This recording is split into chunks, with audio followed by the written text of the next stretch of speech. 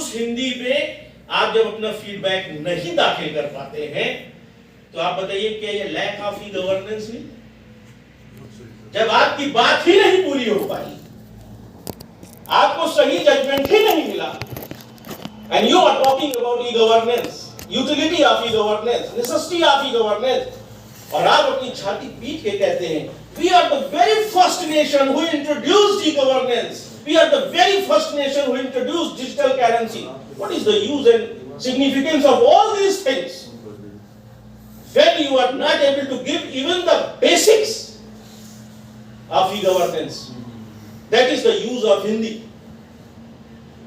ये मैं पिछले 1 साल से लगा और सरकार के अधिकारी जवाब देते yes yes yes yes we are looking. फिर हमसे अब वहां का जो ई गवर्नेंस का सबसे बड़ा फैक्टर है वो है कि कैसे ई गवर्नेंस को ज्यादा अपलिफ्ट किया जाए, बेटर कैसे किया जाए. तो एडमिनिस्ट्रेटिव रिफॉर्म्स वाले मुझे रोज फोन करते हैं, अभी भी किया था थोड़ी देर पहले जब मैं चाय पी रहा था. डॉक्टर चांडिया आपसे पूछना था अब कैसा लग रहा है? तो मैंने कहा लग रहा है आपके यहां ये बताया जाता है कि 3 दिन में देखिए आपको जवाब दे दिया गया, और अधिकारी उस जवाब में यही नहीं स्पष्ट करता है कि लिखा किसने है. क्या डिजिटल इंडिया में इस चीज का एग्जम्पशन हो गया है? सिग्नेचर का है.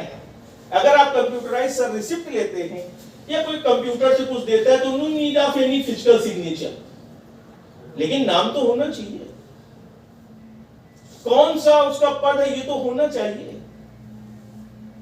अब ऐसे समय में ई गवर्नेंस की इस फ्लॉ को दूर कौन करेगा? आइए बैंकिंग पे चलते हैं.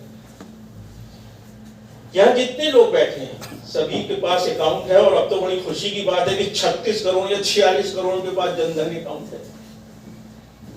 लेकिन हर बैंक मैसेज अंग्रेजी में देगा, पैसा आपने निकाला नहीं अंग्रेजी में देगा. एक गांव का आदमी उस मैसेज को पढ़कर क्या समझ पाता होगा? ज्यादा से ज्यादा आपने उसे सिखाया होगा अरे यार रघु इसमें देख लिया करो कि तुम्हारे बैंक में 204 लिखा है कि नहीं, यही तो सिखाते होंगे आप. या आप ये जान पाते होंगे कि वास्तव में वो ये समझ पाया कि बैंक ने क्या कहा. और इस पर मैंने किसान क्रेडिट कार्ड पर काम किया. किसान क्रेडिट कार्ड इस देश की बहुत सुंदर योजना है, लेकिन सर किसान क्रेडिट कार्ड यहां बैठे जो लोग भी लेना चाहें, आपके पास थोड़ी भी जमीन है कोई बात नहीं, 1,60,000 तक no need of any paper. केवल बैंक जाके आपको आधार जाके दिखाना है और आपको कहना है आई वांट किसान क्रेडिट कार्ड. कोई फॉर्मेलिटी नहीं, कुछ नहीं होगा.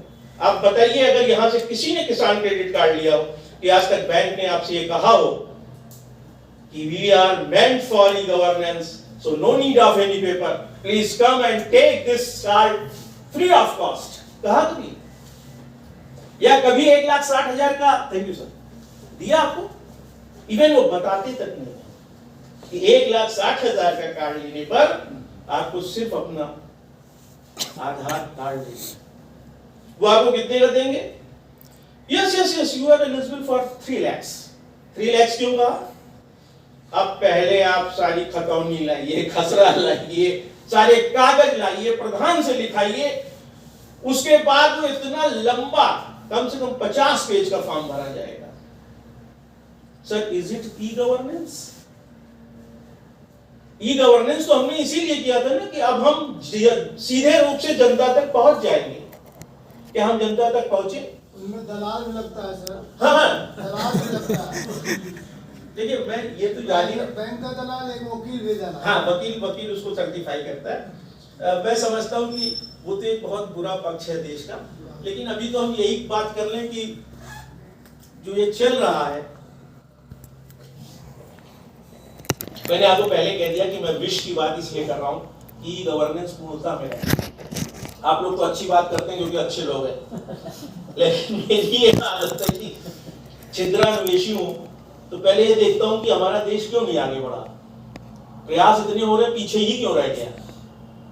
रात दिन क्या कारण है कि चाहे आप मुख्यमंत्री पोर्टल पे चले जाएं, चाहे प्रधानमंत्री जी के पोर्टल पर चले जाएं, वहां पर डिजिटल काउंटिंग चल रही है। अब 16 लाख शिकायतों का निस्तारण हो गया, अगले घंटे में तुरंत 16.5 लाख का हो गया, क्योंकि आप केवल डिजिटली सब कुछ कर रहे हैं, डिजिटली चल रहा है, पूरा भारत डिजिटल इंडिया हो गया।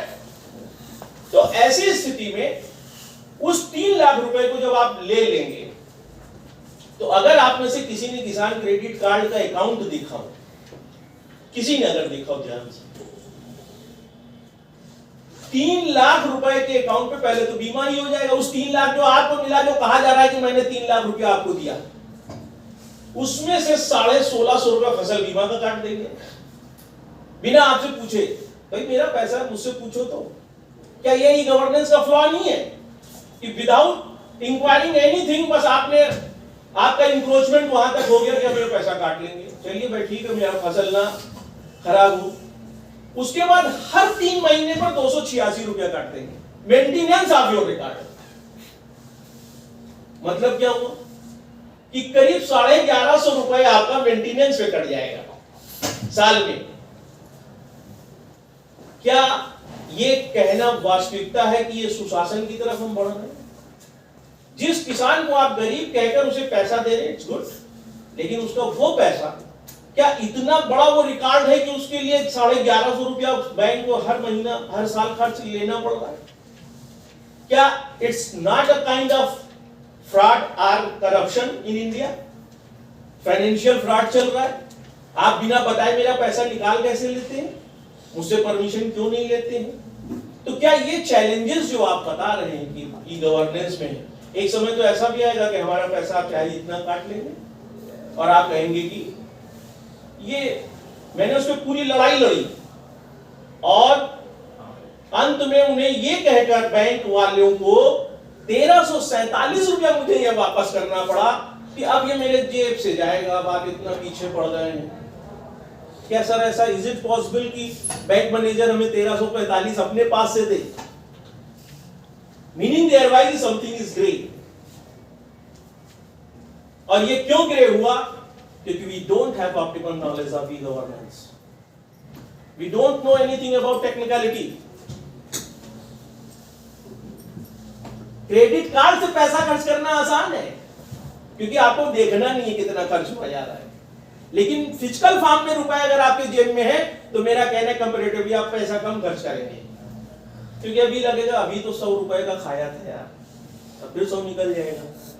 लेकिन अगर आपने अपने क्रेडिट कार्ड से पेमेंट कर रहे हैं या एटीएम से पेमेंट कर रहे हैं तो इजीली यू विल गिव, क्योंकि अब आपको डायरेक्टली दिखाई नहीं दे रहा है पैसा कितना निकल रहा है, वो सब महीने के अंत में पता करेंगे कितना खर्च हुआ।